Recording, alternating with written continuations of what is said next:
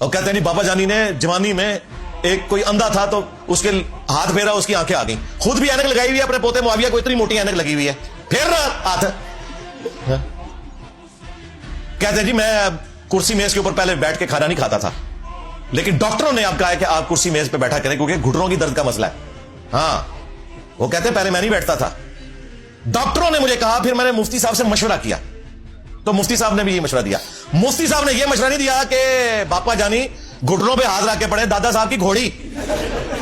مفتی کو پتا ہے کہ یہ ساری کہانیاں نے, ٹھیک ہے, اپنی درد ہوئے تو ڈاکٹر نے مشورہ کر دے گے تو انہوں کہتے ہیں دادا صاحب کی گھوڑی پڑے. دادا صاحب کی گھوڑی وہی آپ بیمار ہوتے ہیں, آپ کو عبداللہ شاہ غازی کے مزار پہ بھیجتے ہیں, علی اجویری کے مزار کے اوپر بھیجتے ہیں. خود بیمار ہو جائیں تو شفا انٹرنیشنل میں اور آغا خان میں علاج کرواتے ہیں. اب بھی اگر کسی کا دماغ نہیں نہ کھلتا تو ٹھیک ہے, وہ پھر انہی کے ساتھ رہے اور قیامت والے دن انہی کے ساتھ اٹھایا جائے. یہ تو آپ کے سامنے ایکسپوز ہو چکے ہیں. ڈاکٹر طیب القادری صاحب بھی آپ دیکھ لیں جی, کبھی کہتے ہیں جی میں 20 سال تک, کبھی کہتے ہیں میں 30 سال تک روحانی طور پہ جو ہے پڑھتا رہا. امام حنیفہ سے اندازہ کریں, خود بھی نہیں یاد کہ کتنے کتنے سال پڑھا ہے اور کیا پڑھا ہے. امام حنیفہ سے پڑھے ہیں تو سب سے پہلے تو درس بخاری ختم کریں نا. بخاری شریف تو ساری امام حنیفہ کے خلاف لکھی ہوئی ہے جی. یہ تو امام بخاری کا حسن اخلاق تھا کہ بغیر نام لیے انہوں نے 300 مقامات پہ رد کیا ہے امام حنیفہ کا. اسی وجہ سے حنفیوں میں ایکسپٹنس مل گئی, ورنہ انہوں نے امام بخاری کو بھی ریجیکٹ کر دینا تھا. لیکن آج تو ہمیں کوئی شرم و حیا نہیں بتانے کے لیے کہ یہ بخاری شریف تمہارے امام کے نظریات کے خلاف لکھی ہے انہوں نے.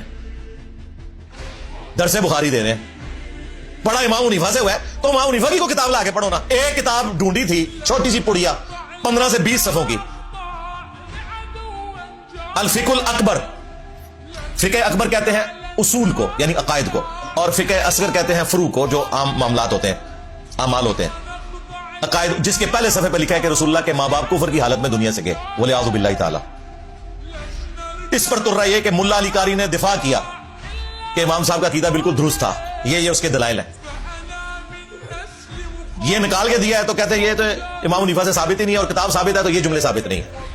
اتنی مشکل نال کوئی تہاڈی شے لبھی دی ہے, اس تو بعد تسی آپ ہی نس جاندے ہو جی اعلیٰ حضرت نے کہا کہ یہ ثابت نہیں ہے. اعلیٰ حضرت کون ہوتے ہیں بھائی؟ اعلیٰ حضرت تو بعد میں آیا, ملا علی قاری تو پہلے کے بزرگ ہیں تمہارے.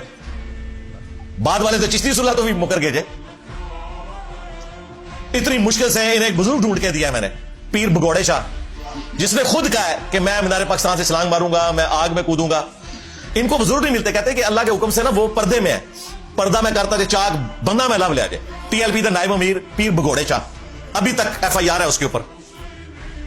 سمے بدل رہا ہے, بھاگتا پھرتا ہے, کسی مسجد میں نماز پڑھتا ہے, پھر فوراً غائب ہو جاتا ہے. اس نے خود کہا میں مینار پاکستان سے چھلانگ ماروں گا, تو مارو, پوری دنیا نو بریلوی کر لو. ٹرمپ جڑا ہے الفی آگے چکے گا مینار پاکستان تے, بالکل میں لکھ کے دیتا ہوں, میری ذمہ داری ہے, تو لینڈ کر, ٹرمپ نو بلوانا میری ذمہ داری ہے.